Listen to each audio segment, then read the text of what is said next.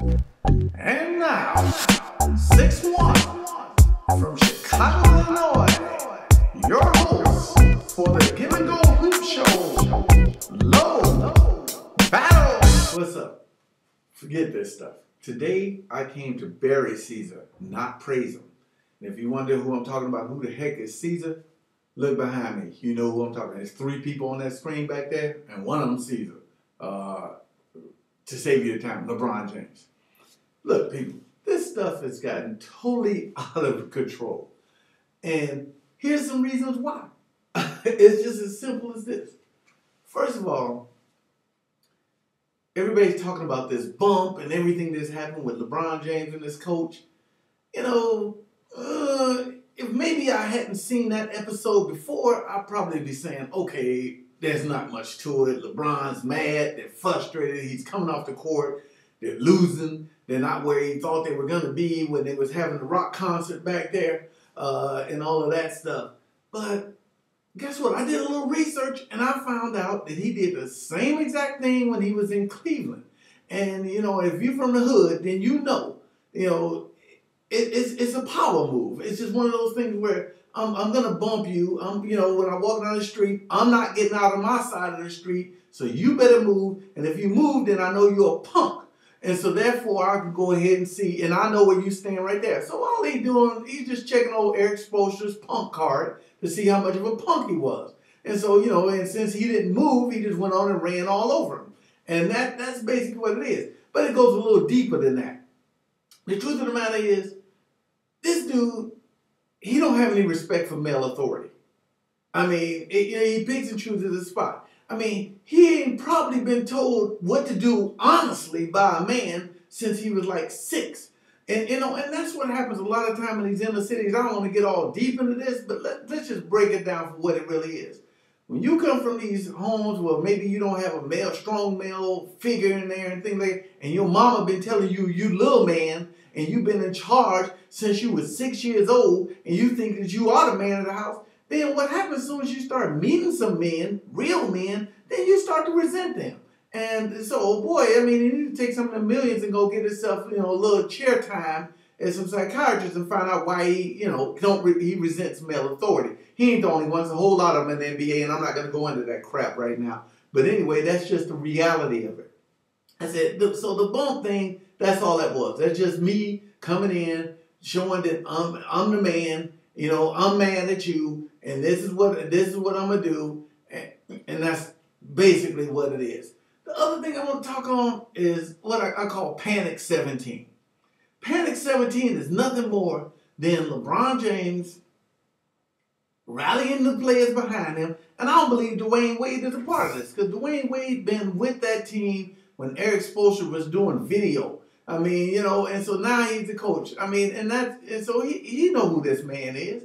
And all LeBron is doing is taking his sphere influence and he's freaking rallying the team up. And now he's sitting there getting to the point where they just reported on ESPN, they're unhappy with Eric Spoelstra's offense and they're not running enough pick and rolls, and they're not happy with him as a coach as a whole. And so now they're ready to go ahead and get rid of him 17 games in because after they threw the rock concert and they threw their championship parade back in July, now all of a sudden he's turning around and they're ready to get rid of him because they're not performing, they're not gelling to where they need to be, and that's just the reality. Yeah, I agree to one thing. They do need a high-profile coach, a real high-profile coach. One ain't gonna take no crap off of LeBron, and that's number one. They need that, and which will expose him for what he is, the real American gangster. I mean, and that's what it is. And the other thing is, I don't want Pat Riley.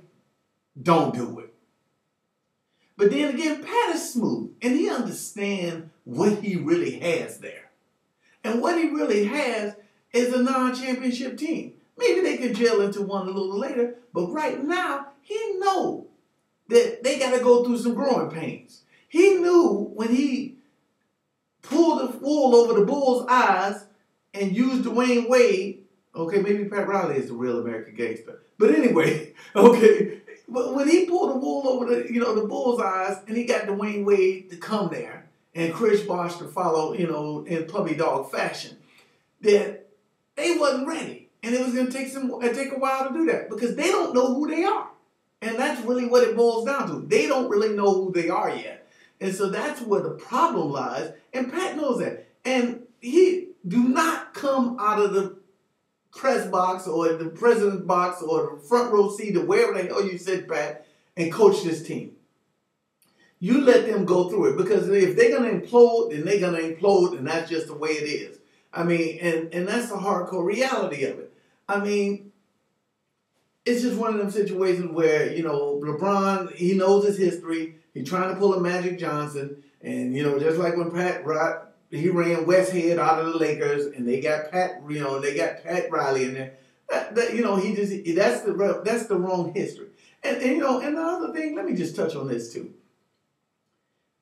I don't care if you give 15 million turkeys to the people of Akron, or you give 15 million turkeys to the whole United States of America, or you go out and pass out bikes to every kid that never had a bike.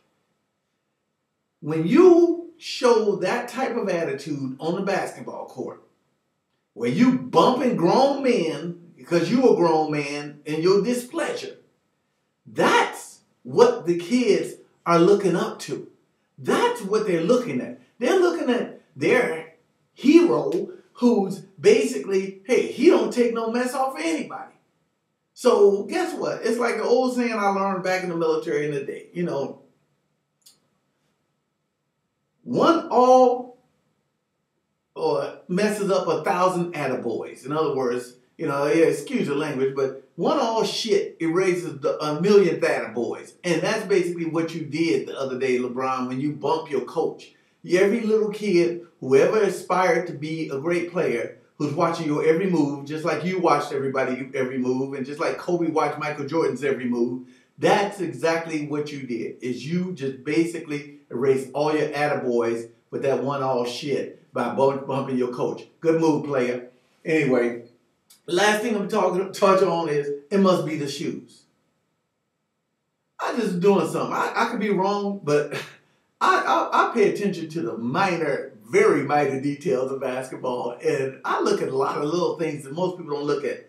One of the things I look at is I look at how many NBA players wear other NBA player shoes, signature shoe. Like, for instance, when Jordan was playing, there was no shortage of players in the NBA that you could find wearing Jordan's shoe. I mean, they didn't have to be on the Bulls, so it wasn't a gangster move, And then I was looking the other day, I was watching Toronto Raptors, and I noticed a couple of the Raptors was wearing Kobe shoes.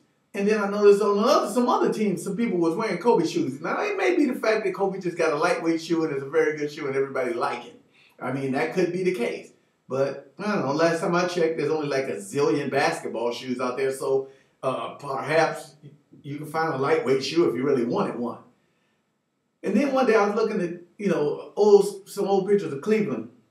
And I noticed that, about 3 players had on LeBron shoe. Can you, help me out there, people. Can you let me know if there's actually some people out there that are actually wearing LeBron's shoe?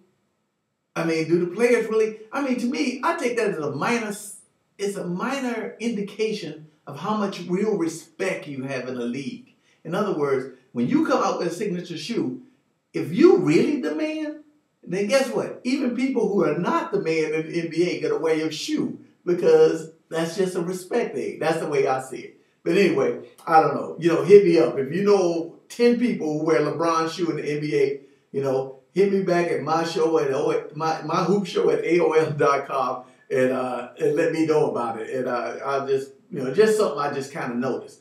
Anyway, may all your jump shots hit the bottom of the net.